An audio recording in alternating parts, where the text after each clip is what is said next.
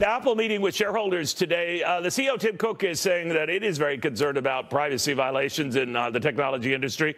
He's going to do something about it. Susan Lee in Cupertino with the very latest. Susan.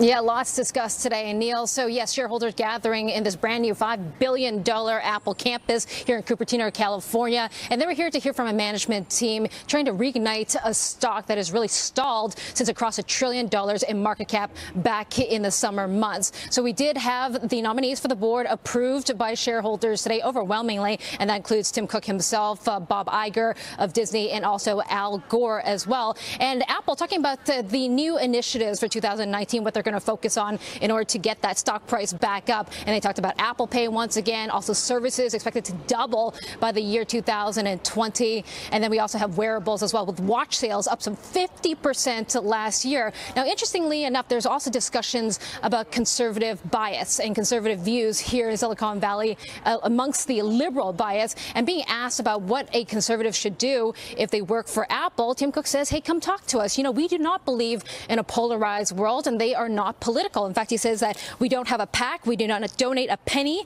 to a political campaign. So there's a lot to talk about today. Back to you. Thank you, Susan, very, very much. All right, that privacy quest, do young people buy it? We've got your world audio technician, Dion Baia, here. We've got Fox News contributor Katherine Timpf, entrepreneur Michael Parrish Dudell, and last but not least, Emily Compagno. Emily, do you buy what Apple is saying, that it means what it says when it wants to, you know, wipe out anyone's privacy concerns? Right now that we mean it, we're not going to violate it. They likely mean it, given the fact that they've had a spotlight placed on them, especially before Congress and on the Hill, with having to be the forefront of that movement. So I think I'll believe it in terms of the execution when we actually see it. But they have been tasked by it on the Hill in those hearings to actually do something about it. All right.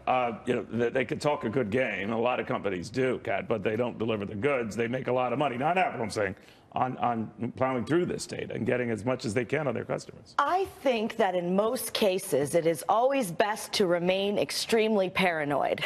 I think that maybe they're going to do their best, but there could just be one rogue employee that says, hey, I want to look at all your stuff. Hey, maybe I want to sell your stuff. We can't be sure. Nothing's private. All of our data is being sold all over the place anyway. Nothing's private anymore. There's no such thing as privacy. Is hexed.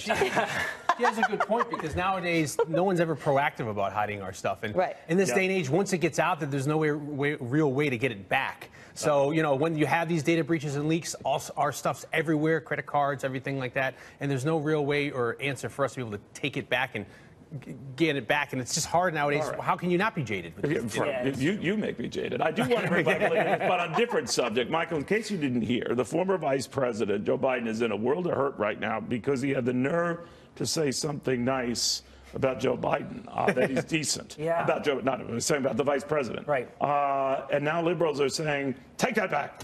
Yeah, I think it's ridiculous. I mean, we've talked so many times before that the Democrats and the conservatives are just fighting with each other over and over and over again. You can't say one nice thing without somebody from the party saying, hey, wait a second, this is offensive, this is wrong.